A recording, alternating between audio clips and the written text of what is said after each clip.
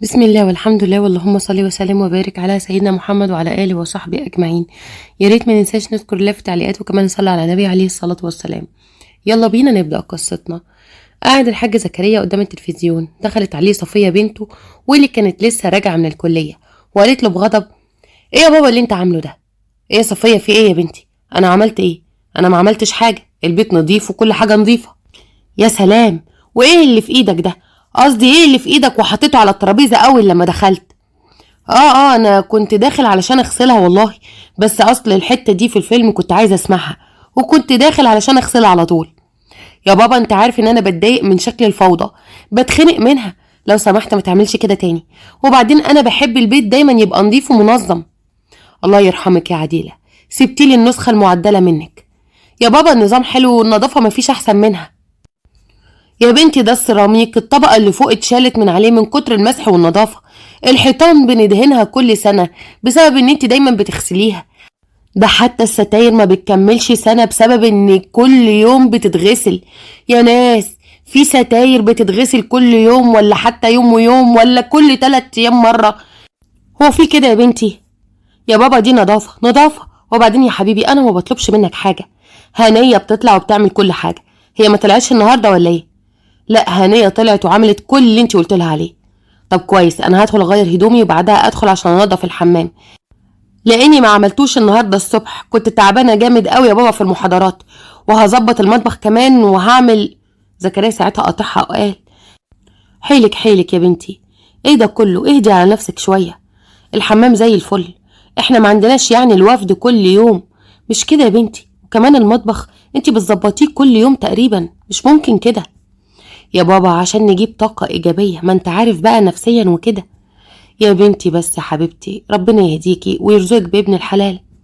خلصوا يا بابا خلصوا. هما مين دول يا بنتي اللي خلصوا؟ ولاد الحلال يا بابا، ولاد الحلال. تخيل النهاردة أنا وبوسانة صاحبتي قاعدين بنتكلم، توقع خطيبها كان بيكلمها ازاي؟ كان بيكلمها والفوط على راسه. ايه كمية الإهمال دي يا بابا؟ في راجل يسيب الفوط على راسه؟ دي تجيب له بكتيريا وتجيب له كمان. بس اسكتي ربنا يهديكي، وانت مالك براسه ولا في فوطه؟ وانت مالك؟ بعد شويه صفيه، طبعا قصدي بعد شويه كتير، صفيه كانت نظفت الحمام وخلصت الاكل وعملت كل ده، وقعدوا ياكلوا. وبعدها ابوها نزل عشان يفتح المحل بتاعه، وده كان عباره عن محل لبيع الكاندي والشوكولاتات، بس كان على مستوى، كان له زبونه يعني، كان حلو قوي، وكان ظروفهم الماديه برضو ممتازه. ودخل عليه مجدي صاحبه وقال له: ايه يا عم، عملت ايه في الحوار اللي قلت لك عليه؟ قصدي في الحوار اللي انت قلت لي عليه. اسكت يا مجدي، انا بصراحه مش عارفه افتح صفيه ازاي في الموضوع ده. يا دي صفيه اللي مربيه لك الرعب. يا ابني انت ما كنتش بتخاف من امها زيها كده؟ هي البت دي روشاك كده ليه؟ يا عم مش روشاني، بس الحكايه وما فيها اصل يعني. طب جمع كلامك كده واديني جمله مفيده. انت لما تتجوز فلقه القمر اللي اسمها سعاد، مش هتتجوزها لوحدها، هتتجوزها معاها بنتها. يمكن وقتها صفيه تلاقي بنت معاها في البيت تشغلها عنك شويه ويبقوا صحاب. ولو اني عمري ما شفت لصفية صحاب غير بوسينة صاحبتها، لكن انا برضو قلقان من موضوع ان انا فاتحها في الجواز ده، خايف تاخد كلامي بشكل يعني. بقولك يا زكريا، انا نافوخي ورم، وبعدين يا حبيبي نافوخي ده متكلف، مش عاوز بقى اضيعه في مهاتراتك انت وبنتك دي. قولك كلم الست ولا ما كلمهاش، بس افتكر سعاد لو طارت الله اعلم هتلاقي واحدة زيها امتى تاني. لا طارت ايه، انا بس عايزه اقعد معاها واعرفها ظروفي، واعرفها ان بنتي يعني حمائيه حبتين وبتحب النظام والنظافه حبتين 3. يبقى حضرتك عايز تطفشها 3 4 حبات؟ لا يا مجدي، هو انا يعني لما اقول لها على الحقيقه يبقى كده بطفشها؟ بالعكس، انا كده عاوز انا وهي نعيش حياه سليمه سويه. لا طبعا، انت لو قلت لها الكلمتين دول كانك بتقول لها كده بالمحسوس. انت واحده مش نظيفه، وفي واحده هتعلي عليكي، والستات بقى ما بيحبوش الحاجات دي. يعني ممكن الست من دول تبقى فيها العبر وهي عارفه من جواها ان هي فيها كل العيوب دي كلها، لكن يا سلام لو جه راجل مننا يقول لها انت فيك العيب الفلاني، تقلب الدنيا عليه. مش بيقولوا يا ابني اللي يفهم الست يتجنن؟ ايوه يعني، وانا كده مش حابه بغشها؟ ما احنا بعد الجواز هي هتتصدم. يا ابني هو انت متجوز واحده في 3 ابتدائي؟ انت متجوز واحده ناضجه عندها بنت، شافت برضو من الدنيا اللي يخليها تعرف ازاي تفك الباسورد بتاع بنتك وتتعامل معاها. يعني انا لما اروح اتقدم لها اقول لها ايه؟ قول لها اللي المفروض ان هي تعرفه، ان انت عندك بنت، والبنت دي في اخر سنه في كليه اداب، قسم علم نفس، بس كده. وهي هتوافق على طول، ما هتبقى متأكدة ان البنت سنة ولا سنتين وهتسيب لها البيت وتتجوز. فعلا تصدق انا ما فكرتش في الحكاية دي. حتى لو صفية طولت شوية وقعدت بعد الكلية هتقعد كام سنة يعني؟ سنتين 3 مش مهم. انت عندك حق يا مجدي، امشي بس ورايا وهتكسب. انا هكلم عنايات علشان محدش يفوز بطيرك قبل منك. طب انا من رأيي اكلم صفية الاول برضو عشان يعني افتحها. يوه، عشان ايه يا زكريا؟ ما تنشف كده يا راجل انت. ايه يعني لو بنتك قالت لك لا ووقفت قصادك هتوقف الجوازة؟ اسمع لما اقولك، انا هكلم عنايات وانت كمان تيجي وتتقدم زي ما بقولك كده، وتشرح لها وضعك كله، وتروح لبنتك وتقول لها على طول انا قررت اتجوز فلانة الفلانية. يعني تبقى رايح وانت باصص لها في عينيها ومركز، وكأنك بتعرفها ان انت عملت كده، مش لسه رايح تاخد الاذن منها. اخد الاذن منها؟ لا طبعا انا مش هاخد الاذن من حد، انا بس مش عايزه اصدمها مش اكتر. مش عايز تصدمها ولا خايف هي تصدمك؟ يو بقى يا مجدي، انا ما بقتش عارفه اتكلم معاك خالص، انت بقيت حاجه غريبه. طبعا زكريا كان بيحاول يهرب من مجدي اللي دايما كان فاهم خوفه من بنته، مش من زعلها، لا خوفه منها حرفيا. بعد يومين كان قاعد مع سعاد في بيتها وبيشرح لها كل ظروفه. طيب يا استاذ زكريا، انا شايفه ان ظروفك مناسبه قوي، وبصراحه كتر الف خيرك يعني انك هتسيب معايا منى بنتي. انت ما تعرفش هي عندي ايه، دي نن عناية من جوه، وهي دلوقتي في اولى كليه. بسم الله ما شاء الله. طيب بس انا قلت اجي اعرف موافقتك وبعدها هتكلم مع صفيه بنتي على طول. طيب تمام، وانا مش محتاجه اي حاجه. هقفل الشقه بتاعه المرحوم وننتقل انا ومنى نعيش معاك انت وصفيه، وان شاء الله نبقى عيله جميله. ابتسم زكريا وقلب لسان حاله. يا رب النسخة المعدلة من عديلة ما ترمينيش من البلكونة النهاردة. أنا طلبت الحلال منك يا رب وعاوزة أتمتع بقى. روح زكريا اليوم ده واتفاجئ بصفية واقفة له قدام الباب. أول لما فتح الباب لقاها في وشه. بسم الله الرحمن الرحيم، واقفة لي كده ليه يا صفية؟ كنت فين يا بابا كل ده؟ هكون فين يعني؟ كنت في المحل. بس انت ما كنتش في المحل يا بابا من أكتر من ساعة و10 دقايق. تقدر تقولي كنت فين الساعة و10 دقايق دول؟ انتي بتراقبيني ولا ايه يا صفية؟ لا يا بابا مش براقبك، بس انا اصلي كنت زهقانه وخلصت كل شغل البيت وقلت انزل اقعد معاك شويه في المحل، بس لقيت المحل مقفول. استنيت انك تيجي ما جتش، رجعت على البيت واكيد يعني انت ما فتحتش المحل، فانا عايز اعرف بقى دلوقتي انت كنت فين. زكريا ساعتها قلب خوف داخلي. انا هقول لك كنت فين، بس انت لازم تعرفي ان الحياه يا بنتي لازم فيها حاجات، والواحد مننا برضو بيحتاج حاجات، ويعني في حاجات لازم تجيب حاجات. ايه يا بابا كمية الحاجات اللي انت عمال تقولها دي؟ انا مش فاهمة اي حاجة من الحاجات. يا بنتي بس اديني فرصة اتكلم، انتي مالك ملحقاني في الكلام كده ليه؟ بصي اديني فرصة حبيبتي، انا هقولك كل حاجة. ها اتكلم يا بابا، اتفضل قولي اللي عندك. انا هتجوز. انت بتفكر تتجوز يا بابا؟ بتفكر تتجوز بعد ما كنت متجوز عديلة، واللي زي ما بتقول ثبت لك النسخة المعدلة منها؟ بتفكر تتجوز يا بابا؟ زكريا قلب لسان حاله وهو مرعوب جوه منه. يعني بفكر اتجوز ايه؟ امال لو قلت لها انا اتفقت مع العروسه على كل حاجه هتقول ايه؟ وكمل بصوت مسموع وقال لا انا اخترت وقررت واتكلمت وفاضل بس تحديد ميعاد كتب الكتاب. ايه ده؟ طب وليه يا بابا بتقولي دلوقتي؟ ما كنت تخليني اتفاجئ كده بيها وهي داخله عليا؟ ولا لا لا لا لا، كنت تخليني اصحى الصبح اتفاجئ بالست في وشي؟ انت بابا بتتكلم بجد ولا دي كذبة ابريل ولا ده هزار اخر الليل ولا ايه بالظبط؟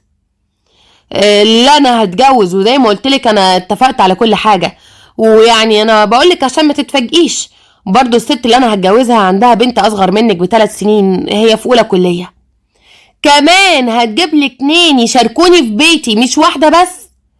يا صفية يا بنتي انت مسيرك للجواز، انت بسم الله ما شاء الله زي القمر، وخلاص دي اخر سنة ليكي في الكلية، يعني ما عندكيش ما يمنع ان ابوك يتجوز. يرضيكي يعني ان انا بعد انت ما تمشي افضل لوحدي؟ بس انا ما كنتش عاوزة اتجوز دلوقتي يا بابا، وانت عارف ان انا لسه عايزة اعمل دراسات في حاجات تانية كتير. بس ده ما يمنعش ان اول ابن الحلال ما يدق باب قلبك هترفعي الراية البيضة وتسلمي له وتقولي انا ما اخدش غيره يا بابا، انا مش عايزة غيره يا بابا. كل البنات كده. انت عارف يا بابا ومتأكد ان شغل القلوب والكلاوي والكبد اللي انت بتتكلم فيه ده انا ماليش فيه، مش بتاعي. ثم ان ايه التفاهة اللي انت عايزني اعملها دي؟ انا صفية اجي اقول لك ما خدش غيره يا بابا والكلام ده، ما في 60 داهية راح واحد يجي بداله 1000. طيب يا حبيبتي، عموما انا عرفتك بكل حاجة، هدخل انام بقى، ويوم كاتب الكتاب اكيد يعني هاخدك معايا. دخل زكريا بسرعة على اوضته، والبيت بتاعهم كان بيت كبير، شقة عبارة عن دورين دوبلكس. الدور اللي تحت فيه 4 غرف للمعيشة، ومطبخ وسفرة وصالون وانتريه، وفوق كان فيه حوالي 4 غرف نوم متجهزين ومتوضبين. وجه ميعاد كتب الكتاب، وبلغ زكريا صفية بنته ان هي تجهز نفسها عشان تروح معاه كتب الكتاب. ولما جه اليوم، ايه يا صفية، هو انت مش هتيجي معايا كتب الكتاب ولا ايه؟ لا طبعا، ازاي يا بابا، وانا اسيبك برضو في وقت زي ده؟ مستحيل اسيبك، بس اصلي يعني انا ملحقتش البس، فانت عارفني بقى وعارف النظافة وفي البيت يعني عاملة ازاي، فلسه مخلصة دلوقتي، عشان كده اديني انت العنوان وانا هروح، قصدي يعني هحصلك. طيب حاضر، هو عموما يعني مش بعيد عن هنا. اخدت صفية العنوان من ابوها وقالت بلسان حالها تمام يا بابا تمام. لبست صفية هدوم سودا وبرنيطة سودا وجوانتي اسود، وكانت عاملة شبه هوانم جاردن سيتي وهم راجعين من عزا صفيناز هانم. دخلت وكان كاتب كتاب لسه خلصان، واول الناس ما شافوها اتصدموا. مين دي يا زكريا؟ هتعرفي دلوقتي. دخلت صفية وقعدت جنب ابوها وحطت رجل على رجل، وبصت باستنكار ناحية سعاد، وقالت بصوت واطي جنب ودن ابوها: بقى يا راجل، يوم ما تختار خليفة العديلة المكسيكي تجيب دي؟ ده انا قلت هلاقي قدامي صوفيا لورين مثلا. وانا برضو لو اقدر على مهر صوفيا لورين اكيد ما كنتش اترددت، لكن نقول ايه بقى، ولا سني ولا فلوسي تجيب صوفيا لورين، وبعدين يعني ايه اللي انت عاملاه في نفسك ده؟ ساعتها صفية قامت وسلمت على العروسة اللي هي سعاد، وقالت لها بحاجب مرفوع: اهلا يا طنط، مش انت طنط برضو؟ ها، مين دي يا زكريا؟ انا صفية هانم، بنت زكريا باشا. ولا انتي مش واخدة بالك انتي متجوزة راجل باشا وبنته هانم، ومراته كمان كانت هانم؟ لا، طالما باشا وهانم يبقى اكيد مراته، قصدي ارملته، كانت اميرة. زكريا قال بلسان حاله: استرها يا رب. بالظبط كده، كويس انك عارفة. بس انتي مش شايفة يعني ان اللبس ده مش مناسب؟ سوري، اصل في مثل بيقول اشوفه في التابوت ولا اشوفه مع غيري مبسوط. وكملت بابتسامة سامجة وقالت: الف مبروك يا طنط. وقتها سعاد قلبها اتقبض وبصت لزكريا وقالت: بقى دي بنتك اللي المفروض قدامها سنة خلاص، او مش سنة؟ المفروض ان امك كام شهر وتخلص دراسة؟ هي دي العروسة الجميلة اللي عندك في البيت؟ دي قرشانة ومتطلقة 4 مرات. زكريا قلب حدة: اسمعي لما اقولك يا سعاد، كله الا صفية، هي اكيد يعني بس متضايقة شوية، عشان كده موضوع جوازي كده جه يعني فجأة. ده غير كمان ان مفيش اي واحدة ممكن تقبل ان في واحدة ممكن تاخد مكان امها. سعاد بصمت قاتل: مكان امها هيبان يا زكريا، هيبان. وبعد كتب الكتاب اخد زكريا سعاد وبنتها على البيت بتاعه، وكان البيت متوضب وعلى مستوى، يعني مش محتاج اي حاجة تتغير فيه. عرف منى على اوضتها وكانت جنب اوضة صفية، واليوم ده عدى عادي. تاني يوم جهزت صفية نفسها ونزلت على الكلية، وما كانتش حابة تعمل اي حاجة غير ان هي تمشي من البيت اللي بقى من وجهة نظرها خلاص دق عليها، وراحت الكلية وقعدت مع بوسينة صاحبتها. صفية وهي حاطة ايديها على راسها: يا ناري، يا بوسينة، يا ناري انا. خلاص بقى، الكانتين ما بقاش فيه علب مناديل، حرام عليك ارحميني، هو اتجوز وخلاص، اللي خلص خلص. ويا ريته حتى جاب واحدة عدلة، يا ريته حتى جاب واحدة ينفع تبقى خليفة عادلة المكسيكي. بس نقول ايه بس؟ يا بنتي، اللي انت عملتيه فيها يا جبارة امبارح حرام عليكي فيه، واللي انت حكيتهولي طفش اي واحدة. انا بصراحة مش عارفة الست دي جالها ازاي قلب ان هي تكمل في الموضوع ده. واضح ان هي داخلها تحدي معايا. يا ترى هيبقى شكلها ايه؟ ويا ترى هتبقى منظمة ولا مفشكلة؟ لا لا لا لا، انا ما بقدرش اعيش في بيت مش نضيف، ما بقدرش اعيش في الهرجلة، ما بقدرش. يا عم هاني، اهدى علينا يا عم هاني شاكر، استني لحسن تليفوني بيرن. ردت بوسينة وقالت بشيء يعني من اللطافة: ايوه يا كيمو حبيبي، عامل ايه؟ يا نهارك مش فايت، هو انت لسه بتكلمي الواد ابو فوطه على شعره ده؟ ايه اللي انت بتقوليه ده يا صفيه؟ على فكره ده خطيبي، انا مش مأجره بسكليته حبيبتي. بس يا عشوائيه يا بيئه، تتجوزي واحد منظره عامل كده؟ طبعا صفيه كان صوتها مسموع، ولسه بوسينة هترد كان الخط مقفول في وشها. عاجبك كده؟ اهو قفل في وشي. عاجبني، على الاقل بنقذك وبنقذ البشريه كلها من الشيء العشوائي اللي اسمه كرم بتاعك ده. هو انت هتعدلي الكون على مزاجك؟ انت مالك؟ بقولك ايه، بطلي نواح بقى وتعالي نحضر المحاضرة وربنا يسترها من كريم لما اروح. ما انت ساذجة ومتخلفة، هتعرفي تصلحيه لانه اهبل واهطل. ابوس ايدك، كفايه شتيمه وغلط في الراجل. على فكره ده بيروح جيم، يعني بوكس منه يرقدك في المستشفى الحين ميسره. يا اختي، هو ده اللي انت فالحالي فيه؟ خدي بتاع الجيم وبتاع العضلات. اقولك ايه، ابقى ورثي يا اختي العضلات. حضروا المحاضره وروحت صفيه وكان البيت متروق ومفيش فيه اي حاجه متغيره. دخلت اوضتها عشان تغير هدومها، بس قبل ما تغير هدومها الباب خبط. اذنت للي على الباب ان هو يدخل، وساعتها دخلت بنوته جميله ورقيقه قوي وهي منى.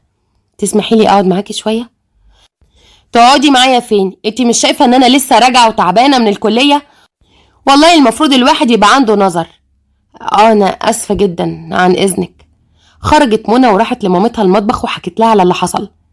انا قلتلك يا منى، صفيه شكلها بني ادمه شديده شويه، بس بصراحه اللي انتي عملتيه ده غلط.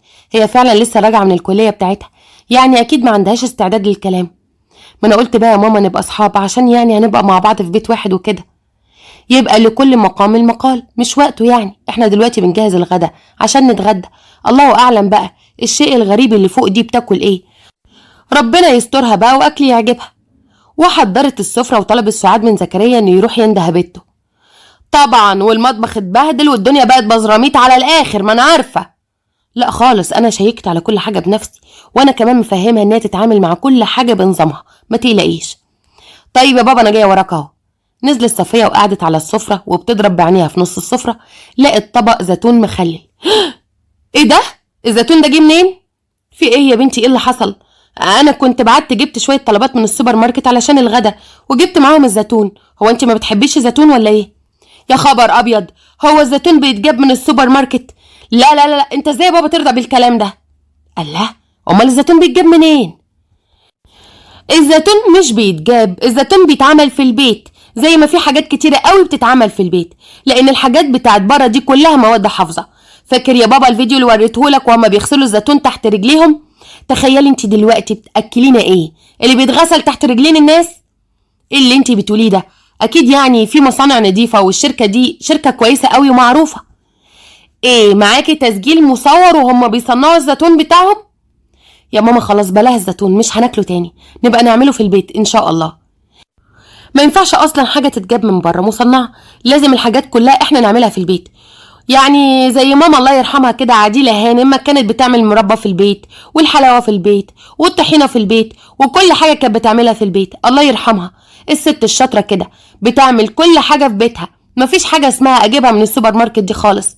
كانت حتى الجبن بتعملها في البيت. زكريا قلب صوت واطي ما سمعتهوش غير سعاد. ما هي كانت تفضل طول اليوم عامله زي خليه النحل، وفي الاخر تقولي يا غضروفي، وتقولي لي الرجاله. ضحكت منى وساعتها صفيه قالت بحده: هو في ايه بالظبط؟ انتوا عمالين تتكلموا في ايه؟ ابدا يا حبيبتي، انا بس عايزه اقولك ان انا بعد كده عايزه اشوف عمايلك في الحاجات ديت. لا بقى دلوقتي يا سعاد، انت كده بتحطي نفسك في حته مش حلوه خالص.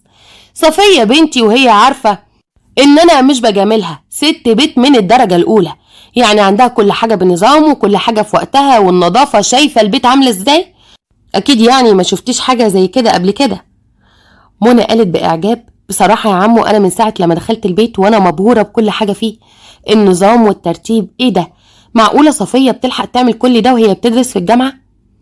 ما هو قالك ان انا شاطره وست بيت من الدرجه الاولى. على فكره انا موتي وسمي الهرجله، وما بحبش اقعد في مكان مش منظم، زي ما برضو ما بحبش ان في حاجه تبقى قدامي مش مظبوطه.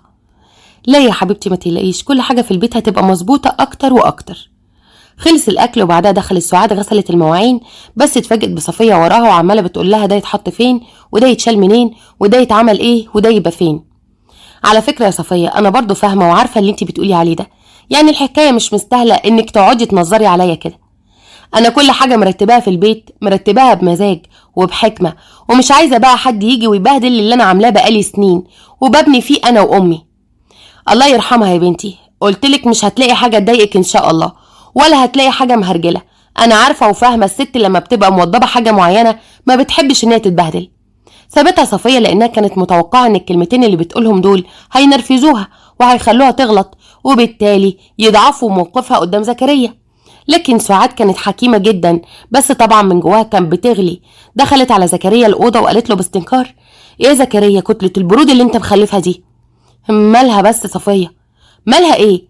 هي ايه مالها عاملة كده ليه؟ دي مش عايشة سنها، كل اللي همها البيت والترتيب والمطبخ والنظافة. البنات في السن ده بيبقى ليهم اهتمامات تانية خالص، بتخلص كليتها وتشتغل على نفسها، تجيب عربية لنفسها، تجيب الطقم الفلاني، تجيب الميك اب العلاني. لكن بنتك دي ايه؟ زكريا ساعتها قال لها: بص يا سعاد، انا عاوز اقولك على حاجة. امها كانت كل حاجة في حياتها، وهي شاربة امها، نسخة تانية من امها. حتى انا دايما اقول لها كده: عديلة ماتت وسابت لي النسخة المعدلة منها، فانا يعني ليه عندك رجاء مش طلب. ايه هو يا زكريا؟ تعامليها كويس وتحاولي تفوتي لها. اصل صفية لازم يتفوت لها، والا كلنا هنتعب في البيت ده. ومش هقولك اعتبريها زي منى، لان منى بسم الله ما شاء الله هادية وطيوبة وجميلة كده، انما صفية حمائية حبتين، فانت يا ريت ما تركزيش معاها. حاضر يا زكريا، حاضر، هعملها احسن معاملة، اوعدك. كانت سعاد ومنى بنتها ناس محترمين جدا، يعني ست بنت ناس ومربية بنتها تربية سليمة وسوية جدا. وكانت برضو صفية متربية، لكن كانت بتركز مع حاجات، وكانت حست ان ابوها كده بجوازه من واحدة تانية كأنه عمل لها استعمار في البيت. اتخرجت صفية من الجامعة وابتدى زيها زي اي بنت يجيلها العرسان، ودايما كان بيجيلها عرسان مناسبين قوي. ايه يا بابا في ايه؟ انا حرة مش عايزة اتجوز. يا بنتي احنا مش بنقولك على حاجة، بس العريس ده حرام يترفض، ده مهندس بترول وشغال بره، واهله كمان ناس عندهم حاجات كتير جدا، ان شاء الله يكون عندهم مال قارون. انا مالي؟ انا مش هتجوز اصلا، انا في حاجة كده عايزة اعملها في دماغي. يا حبيبتي عادي، تقدري تشتغلي وانتي متجوزة، فيها ايه؟ لو عايزة يعني تشترطي عليه الشرط ده مفيش مشكلة. لا شغل ايه، انا قررت ان انا اكمل دراستي، انا عايزه اعمل ماجستير ودكتوراه، او عايزه اغير مجالي خالص، عايزه اخش في مجال التغذيه او مجال التجميل، عايزه اكمل. ايوه يا بنتي، بس انت بتتكلمي عن 3 مجالات ملهمش علاقه ببعض. الفكره انك عايزه تضيعي وقت وخلاص، يعني انت مش في دماغك هدف معين. لا، انا في دماغي اهداف كتير، بس الفكره ان انا هبحث في كذا حاجه واشوف الموضوع اللي هيجيب معايا نتيجه اكتر. اما موضوع الجواز ده فانا مش عايزه اتجوز. يعني نقول للعريس لا؟ ايوه لا. دخلت صفيه على اوضتها، وساعتها سعاد قالت بصراحه: العريس ده خساره، خساره. انا برضو مستخسر قوي الواد، لانه مؤدب بشكل مش معقول، واهله ناس محترمين قوي، ودول اللي هطمن على بنتي معاهم. انا هحاول اتكلم معاها، احنا الفتره الاخيره يعني بقينا بنقول لبعض صباح الخير، صباح النور، يمكن لما اتكلم معاها تسمع الكلام. يا ريت والله يا منى يا بنتي، يا ريت، ويا ريت تاخد شويه من طباعك الرقيقه الجميله دي. متشكره قوي يا عم والله، عينيك اللي احسن. ان شاء الله انا هفضل ورا صفيه لحد لما توافق على العريس ده، حرام تضيع واحد زي ده من ايديها. الله المستعان. وراحت فعلا منى تتكلم مع صفيه. انتي مش واخده بالك يا منى ان انتي حبيبتي لسه صغيره قوي على انك تكلميني في الحاجات دي؟ اولا يا صفيه، انا اللي بيني وبينك 3 سنين بس، يعني انا دلوقتي في تانية كليه، وعادي ممكن يجيلي ابن الحلال واتخطب. نعم تتخطبي؟ انت عايزه تتجوزي قبلي؟ انا هنا الكبيره. وقبل ما منى ترد كانت صفيه سايباها ورايحه على ابوها اللي كان قاعد مع سعاد، وقالت له بغضب: هو انت فعلا لو اتقدم عريس لمنى هتوافق؟ بسم الله الرحمن الرحيم، عريس ايه اللي اتقدم لمنى يا بنتي؟ والله يا ماما مفيش حاجه، الحكايه وما فيها ان انا بقول لها يعني انها توافق على العريس، فردت وقالت لي انا صغيره، وقلت لها لا، انا دلوقتي في تانية كليه وممكن يتقدم لي ابن الحلال وساعتها انا هوافق. رد عليا يا بابا، هو انت ممكن تخلي منى تتخطب قبلي؟ الصغيره تتخطب قبل الكبيره؟ هي اصغر مني وما ينفعش الكلام ده. وقتها سعاد نطت في دماغها فكره: اهدي يا صفيه، اهدي يا حبيبتي، ايه العصبيه والانفعال والنرفزه دول؟ هي منى عملت لك ايه ده كله؟ خلاص يا بنتي مش عايزه العريس بلاش. بصت لهم صفيه بخنقه ودخلت على اوضتها. وقتها كانت سعاد بتبص في اثر صفيه بمكر. ايه يا ماما مالك بتبصي على صفيه كده ليه؟ قولي يا زكريا، هو انت طبعا ما قلتش للعريس ده اي حاجه، ولا قبول ولا رفض؟ ما هو على يدك، الناس لسه جايين امبارح، وانا بحاول معاها من امبارح، بس لازم ارد عليهم في اسرع وقت. طب اسمع اللي هقولك عليه. تاني يوم في المحل عند زكريا كان قاعد معاه الباشمهندس عصام اللي متقدم لبنته. معقوله يا عمي؟ زي ما بقولك كده، والف مبروك يا باشمهندس. خلص اليوم عادي، وتاني يوم الصبح صحت صفيه من النوم على صوت الزغاريد في البيت كله. خرجت من الاوضه ووقفت قدامهم وقالت بحده: هو ايه ده؟ في ايه؟ انا مش قلت ان انا مش موافقه على العريس؟ ايه لازمه الزغاريد دي؟ بصراحة بقى يا صفية انت رافضك كام من ناحيتك انت؟ برضو عايزة اعرف الزغاريد دي ليه؟ ما تقولها يا زكريا، احنا مش هنفضل مخبيين عنها، دي برضو تفرح لمنى. بصراحة بقى انا كلمت الباشمهندس عصام وقلت له صفية لسه قدامها احلام وطموحات ودراسات، بس انا عندي بنت تانية بس زي العسل. وكلمته عن منى وهو قال لي طالما من بيتك البيت الطيب ابن الاصول يبقى انا موافق يا عمي. نعم، وده ليه بقى ان شاء الله؟ انا كنت رفضت وخلاص، ايه لازمة الجملة اللي في الاخر دي؟ ايه لازمة طالما من بيتك وطالما من غيتك؟ وبعدين هي منى اصلا جاية من هنا بقالها قد ايه؟ اسمع لما اقولك يا بابا، انا رفضت العريس ويمشي وخلاص، ومنى ما ينفعش تتخطب قبلي. انا برضو قلت لابوكي نفس الكلام، بس هو قال لي لا، العريس ده خسارة يخرج من البيت وايده فاضية. على اساس بقى ان بنتك حتة جاتوه ولا صينية بسبوسة هياخدها وهو ماشي. وانت يا ست منى ايه رايك في اللي بيتقال ده؟ ولا انت مالكيش رأي خالص يا حرام؟ والله اللي يشوفه عمي زكريا انا ما اقدرش اقول عليه حاجة، مع اني قلت له ان انا لسه صغيرة ولسه قدامي سنتين في الكلية، بس هو قال لي عادي مش مهم وهو هيستناكي. وترضي تاخدي واحد انا رفضته وهي خطفته منك؟ ما انت كده كده انت اللي مش عايزاه، واحنا بقى عايزينه، حرام الواد ده يترفض. طب ايه رايك بقى ان انا مش موافقه على الكلام ده؟ لا خلاص يا حبيبتي، طالما مش موافقه يغور، واحنا هنخسر صفصف علشان خاطر حته عريس؟ سعاد وهي بتجري بنتها فعلا يا حبيبتي انا ما اقبلش ابدا بالكلام ده، بس انا بقى موافق، والعريس ده مش هيخرج من هنا غير وهو متجوز منى. دخلت صفية وهي بتدبدب في الأرض، ولما هديت نزلت تحت دورت على تليفون أبوها، ولأن أبوها ما كانش بيعمل باسورد للتليفون ففتحته بسهولة، وجابت رقم عصام وتواصلت معاه وطلبت إن هي تقعد وتتكلم معاه، وقعدت فعلا معاه في مكان عام. وساعتها قالت له باستنكار: يا باشمهندس عصام، أنا جايبك هنا عشان أقولك إن دي مسألة مبدأ، أنت جيت ودخلت بيتنا على أساس إن أنت تتقدم لي أنا، ليه بقى تروح تتقدم لبنت مرات بابا؟ شكلك ما يديش انك كده ابدا. هو ايه لو ما كانش احمد يبقى الحاج احمد؟ اطلاقا يا انسه، الفكره بس ان انا بحب والدك جدا وكنت اتمنى شرف نسبه، وطالما انتي مش موافقه يبقى خلاص انا قررت ان انا الغي الفكره. لكن والدك قال لي ان بنت مراته موجوده معاكوا في البيت واكيد اكيد ما تتخيرش عنك، فانا قلت له خلاص مفيش مشكله. ببساطه كده؟ ايوه ببساطه كده، إيه اللي فيها يعني هيعقدها؟ طيب انا موافقه يا باشمهندس. بجد يا صفيه؟ ايه ده مالك انت عملت كده ليه؟ عصام وهو بيجمع شتات نفسه؟ يعني انا بتاكد، يعني بتاكد. ايوه انا موافقه، وتقدر تكلم بابا وتقول له ان انت لغيت فكره جوازك من منى دي، ويا انا يا بلاش، وتخليه يسالني لاخر مره وانا هبعت لك الموافقه. تمام انا موافق. تاني يوم فعلا حصل اللي قالت عليه صفيه، وجه ابوها في اوضتها وقعد معاها. يا بنت الراجل قال انا طلبت صفيه ومش عايز غيرها. خلاص بقى يا بابا، طالما هو متمسك بيا قوي كده بلاش منى، وهو كده كده اصلا كان جاي لي انا. يعني انتي موافقه؟ ايوه طبعا موافقه، قصدي يعني انا موافقه عادي عادي، يعني زيه زي اي حد. فعلا زيه زي اي حد. طب يا بنتي عموما ربنا يسعدك. زكريا كان الخبر ده احسن خبر سمعه في حياته. هو كان يعرف عصام من اهله لانهم كانوا ناس زباين عنده ويعرف عنهم كل خير. دخل البلكونه بتاعت الاوضه بتاعته وهو كان مبسوط قوي. مش قلتلك الخطه بتاعتي دي هي اللي هتخلي بنتك دماغها تلين؟ طول عمرها عناديه زي امها بالظبط، الله يرحمها. بس على فكره احنا نتفق مع عصام ان هو يتقدم لمنى، دي كانت فكره في الجون. قولي يا زكريا، هو وافق على طول لما قلت له؟ هو فضل يضحك ويقول لي معقوله هي رافضه بس علشان العند. تعرف يا زكريا، هي اللي ادت لنا الحل بايديها لما دخلت لها منى تتكلم معاها. ساعتها هي قالت انت تتجوزي قبل ازاي، وما قبلتهاش على كرامتها. يلا ربنا يسعدها ويفرحك بيها يا زكريا يا رب. يا رب يا سعاد، يا رب يتملها على خير. اتخطبت صفية للبشمهندس عصام بشكل رسمي، وكانت موجودة بوسينة وكانت موجودة منى، واتعملت حفلة خطوبة بسيطة كده، وبعدها بمدة صغيرة اتجوزوا. لكن تالت يوم من الجواز كان عصام جاي وهو متضايق قوي. انا زهقت يا عمي، زهقت. بسم الله الرحمن الرحيم، زهقت من 3 ايام جواز يا ابني؟ ده انا على كده يتعمل لي تمثال ان هي عاشت معايا 24 سنة. يا عمي دي بتصحيني من النوم عشان تعدل الملاية بتاعة السرير، هو في كده؟ بص بقى، انا بنتي عاشقة للنظافة والنظام، يعني اي حاجة ما تعجبهاش ما بتسكتش عليها. على راسي والله يا عمي، على راسي. بس المفروض انا اعمل ايه؟ ما تقلبش وانا نايم مثلا يا عمي؟ دي وهي نايمه اعتقد ان هي بتحلم بالهرجله.